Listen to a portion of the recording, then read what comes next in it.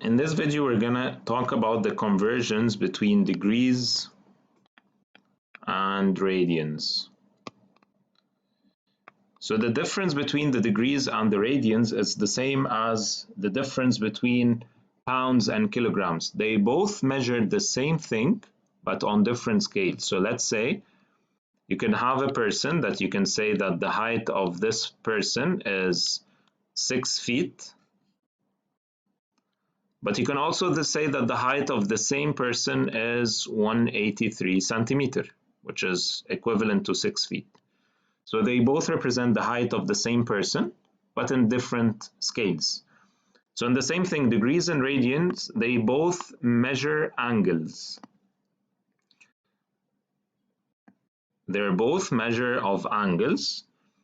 And the conversion between them is that if you have radians, and you wanted to convert them into degrees, so we need to know this conversion, that the pi in radians is equivalent to 180 in degrees, meaning that if you have an angle like this, you can call that this is pi if you're talking about in radians, and the same angle you can say that it's 180 degrees.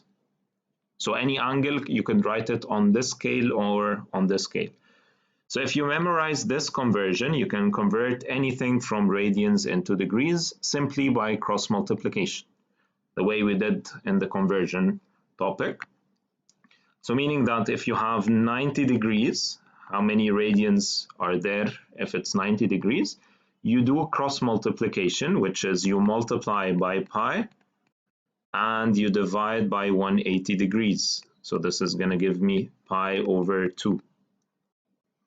So 90 degrees is pi over 2 in radians. But let's say if I have pi over 4 in radians and I want to convert it into degrees. So this time I'm going to multiply by 180 and divide by pi.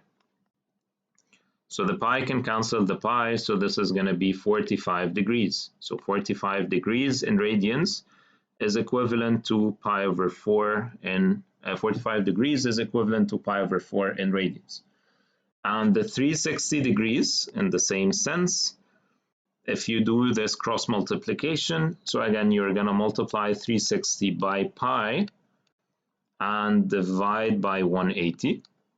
So 360 multiplied by pi divided 180, this would be simply simplified into 2 pi. So the 360 is 2 pi.